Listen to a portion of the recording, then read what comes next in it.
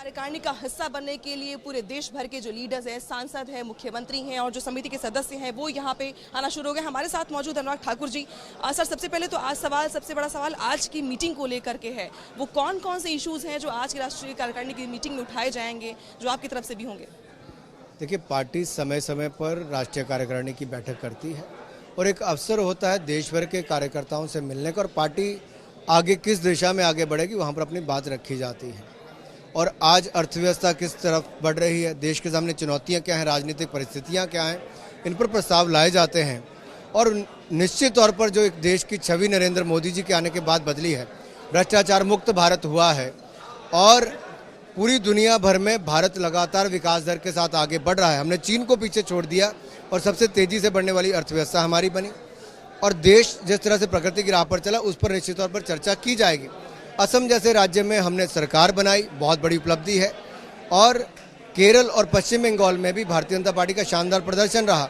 कार्यकर्ताओं में एक नया जोश है और उत्तर प्रदेश, उत्तराखंड जैसे राज्यों में हम एक बार फिर कमल खिलाने जाएंगे। राष्ट्रीय कार्यकारिणी इस बार संगम नगरी में है, उत्तर प्रदेश में है। आप अगले साल चुनाव होने वाले हैं, क्या ये मुद्दा खूब जोर पकड़ेगा मीटिंग में?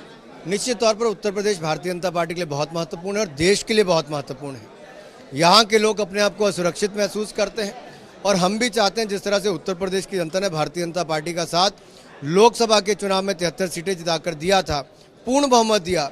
अब यहाँ के उत्तर प्रदेश को भी आगे बढ़ना है तो भारतीय जनता पार्टी को प्रदेश में भी सत्ता में लाना होगा ताकि मोदी जी की केंद्र की सरकार के साथ साथ प्रदेश में भी लगातार विकास हो और लोग जो भय के माहौल में जी रहे हैं उनको वहाँ से निकाला जाए और इस प्रदेश को आगे बढ़ाया जाए। यूपी के लिए मुख्यमंत्री चेहरे को लेकर लगातार बहस हो रही है, क्या आज की इस मीटिंग में इस मुद्दे को भी उठाया जाएगा कि आखिर वो चेहरा कौन सा होगा यूपी के लिए बीजेपी की तरफ से? देखिए, मीटिंग में सब तय नहीं होता, ये पार्टी के राष्ट्रीय अध्यक्ष, कोर ग्रुप और प्रधानमंत्री जी तय करते हैं और प्रधानमंत्री समय समय पर लगातार सभी तरह के निर्णय करती है और निश्चित तौर पर जब समय आएगा, उचित समय आएगा, पार्टी इस पर भी निर्णय लेगी। मथुरा कांड जैसा मुद्दा भी उठेगा आज की समिति में?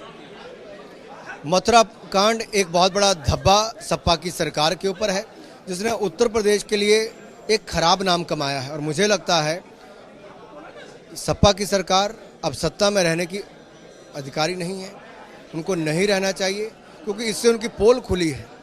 किस तरह से गुंडा राज को बढ़ावा दिया गया, किन नेताओं ने दिया और उससे आम जनमानस के ऊपर कितनी बड़ी सुरक्षा का एक बहुत बड़ा प्रश्न चिन्ह खड़ा हुआ था। वरुण गांधी आज पोस्टर्स में छाए हुए हैं इलाहाबाद के अंदर, क्या कुछ चर्चा है उनके नाम की या फिर राजनाथ सिंह पे जिस तरह से बहस चल रही है वो आगे भी चलेगी? देखिए, टीवी पर समाचार चलाने से, अखबार में करने से पार्टी के निर्णय प्रभावित नहीं होते। पार्टी तय करती है अपने वरिष्ठ नेताओं के साथ, मोदी जी और अमित शाह जी तय करते हैं और मुझे लगता है उचित समय आने पर पार्टी तय करेगी कि पार्टी के हित में क्या है। हमसे बातचीत करने के लिए तो ये थे अनुराग ठाकुर जी, जिनका ये कहना है कि जो भी मुद्दे हैं उसको आज समिति में कार्यकारिणी का हिस्सा बनाया जाएगा, लेकिन यूपी को लेकर के जाहिर तौर पर यूपी आज के लिए अहम मुद्दा है और यूपी के चुनाव को लेकर के आज अहम बातें मीटिंग में सामने आएंगी। कैमरामैन मन्ना के साथ अनामिका, APN। इधर बीजेपी नेता लक्ष्मीकांत वाजपेयी ने कहा है कि इस बैठक में चुनाव से पहले की रणनीति तैयार की जाएगी।